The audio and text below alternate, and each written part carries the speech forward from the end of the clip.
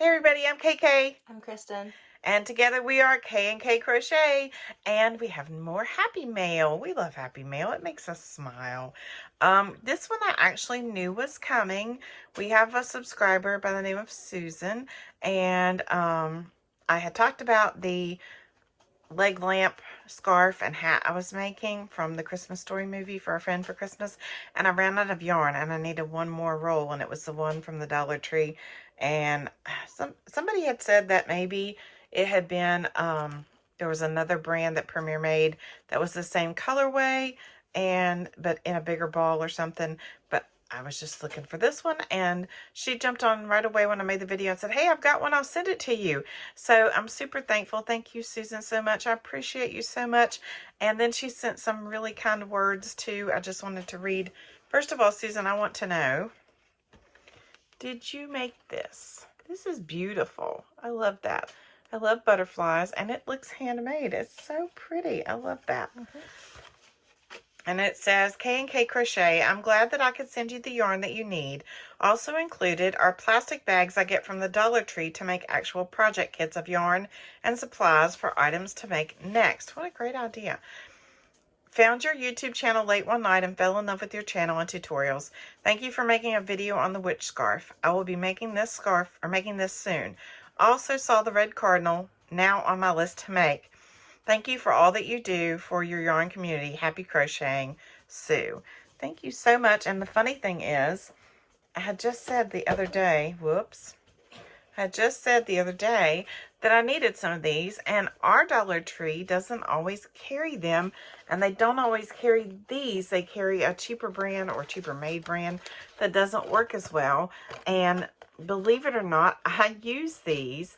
I love the idea about using it as a project bag to store your project in that you're making at the moment, but I use these a lot of times if I'm transporting yarn from one place to another to keep it clean, or I just got finished saying that I needed some of these for Bumblebee's Mountain Outreach to put the hats in that we were receiving from everybody and keep them clean.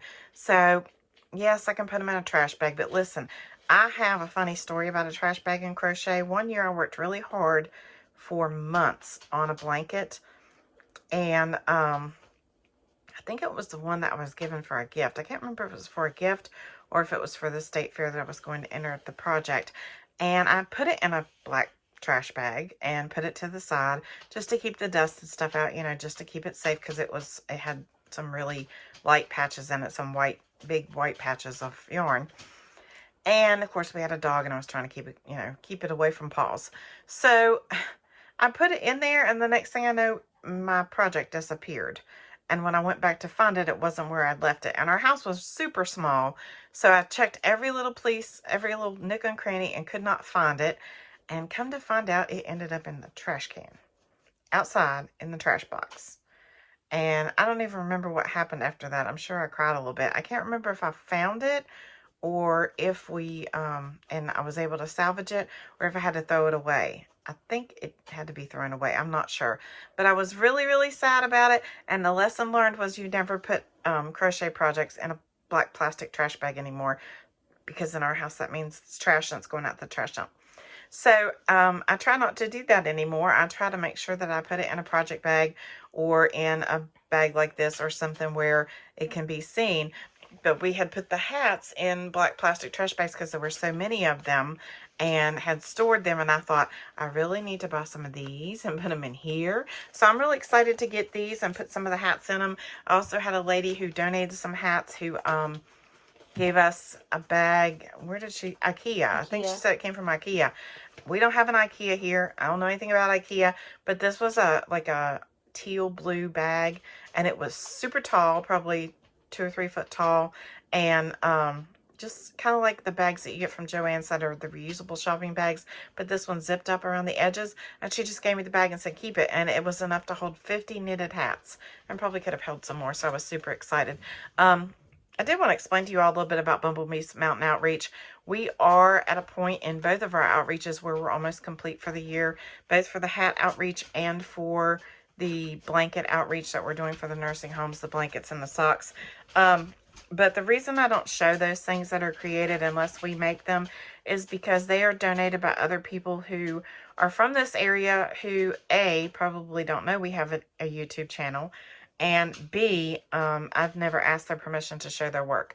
So I don't feel comfortable doing that.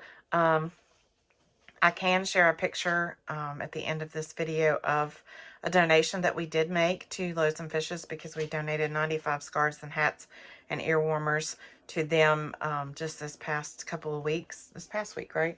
Yeah. And so we did donate those, and they were made by not just us, but everybody in the community that was helping us, our little elves, as we call them.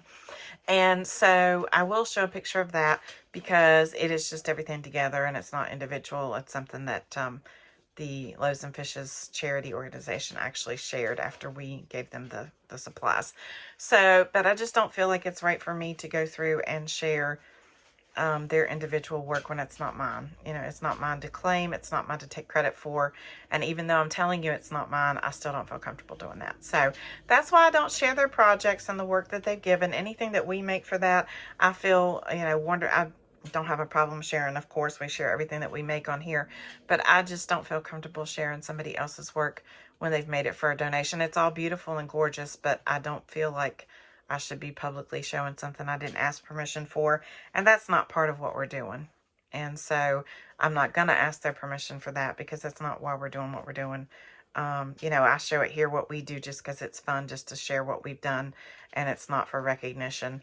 And that's the whole point of the whole thing. It's not for recognition at all. It's to help others. And so I just don't feel like that should be something that I'm asking somebody, hey, can I show your work on YouTube? You know, I feel like I'm crossing a line there. And even if I'm not, I'm just not comfortable with it. And so that's why you don't see those things. But the night of, when we do the parade, I will try to take some footage of like a mass picture of what we've done, and maybe some footage of the parade if I get a chance. And we're also going Christmas caroling this year to the nursing homes for Bumblebees Mountain Outreach. So we're looking forward to that. And I'm working on Santa Claus going with us. I got to get in contact with the North Pole. We'll see. And I'll try to put maybe some pictures into that too. Talk to you later. Thanks, guys. Remember, be kind, because you don't know anybody's journey.